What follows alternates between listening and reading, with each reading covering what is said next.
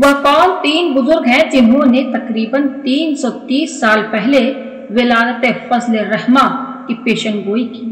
पहले हजरत शाह मोहम्मद मिसबाहुल चिश्ती रहमतुल्लाह अलैह, जो मखदूम शाह मीना लखनवी अलैहिर्रहमा के खास दोस्त हैं, और आप इसके रसूल में ऐसे फना हो गए थे कि आपका चेहरा रसूल पाक सल्लल्लाहु अलैहि वसल्लम के चेहरे की तरह हो गया था, और बड़े बड़े औलिया इसी वजह से आपकी जियारत को आते थे।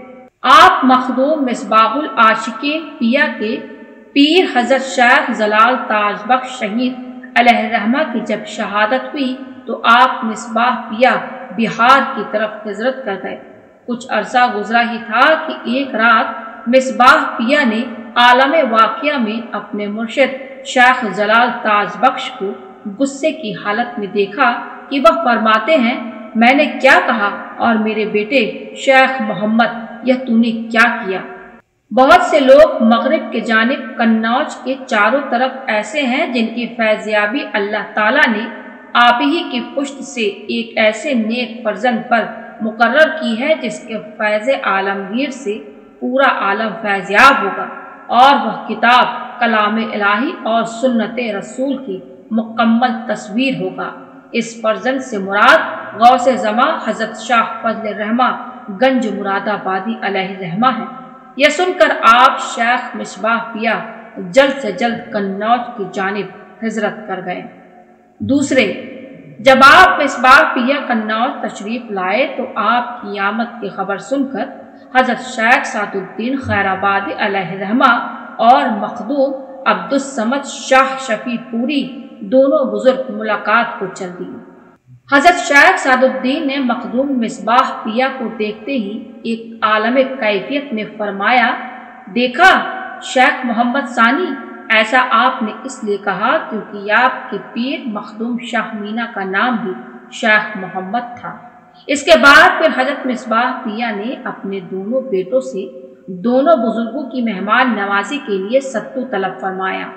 आपके दोनों बेटे शेख अब्दुल्ला और शेख हादी नाबालिग थे और सहुवन सत्तू के बजाय आटा खोल कर ले आए।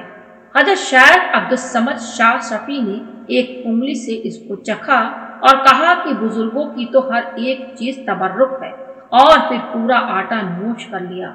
हजरत मिसबाहुल आशिकीन साहब पर सारी हकीकत कश्फ से जाहिर हो गई और फिर आपको जलाल आ गया। यह देखकर हजरत शेख सादुद्दीन खैराबादी साहब ने इस जलाल को दूर करने के लिए हिंदी जुबान में दुआ दी कि फुलवारी खूब फले, लेकिन मखदूम मिसबाह पिया ने अपने बेटों की इस हरकत पर सख्त रंजीदा होकर जलाल में फरमाया, फुलवारी को पाला मार गया, यानी नस्ल सल्ब हो गई। इसके बाद दोनों बुजुर्गों ने दिल को मोह लेने वाली बहुत सी बातें कही, लेकिन जलाल से जमाल का रंग तब्दील न हो सका। आखिरकार मजबूरन दोनों बुजुर्गों ने कहा, अब तो यह जलाल को जमाल में बदलना ही होगा, क्योंकि इन्हीं से वह आफताब विलायत, राह इरफा, गौसे ज़मा हजरत शाह फजल रहमा साहब पैदा होने वाले हैं, जिससे चारों तरफ शोहरा और फैज़ होने वाला है। इसके बाद ऐसा मालूम हुआ कि जैसे कोई बात हुई ही नहीं थी। इस वाक़ये के तीसरे दिन हजरत शेख सादुद्दीन खैराबादी रुखसत हो गए और उनके खलीफा मखदूम शाह शफी पूरी कुछ दिन और रुककर लताइफ़े बातिन से फैज़याब होकर खैराबाद चले गए। यह पेशनगोई तकरीबन आप हजरत फजल रहमा की विलादत के तकरीबन 330 साल पहले हुई थी, क्योंकि आप हजरत मिसबाह पिया साहब की विलादत 810 हिजरी और विसाल 939 हिजरी में हुआ, और विसाल से बहुत साल पहले जब आपकी दोनों औलादें बहुत छोटी थी तब बुजुर्गों ने यह पेशनगोई की थी। आप मिसबाह पिया ने 129 साल की उम्र पाई।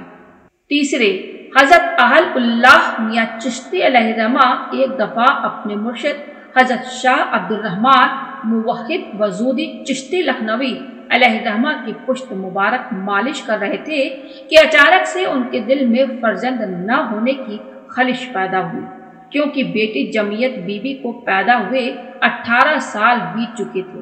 हजरत अब्दुर्रहमान लखनवी साहब ने कश्फ से इस बात को मालूम करके मुस्कुराते हुए फरमाया, क्यों अहल उल्लाह मियाँ, کیا بات ہے، شاید خلیش اولاد ہے۔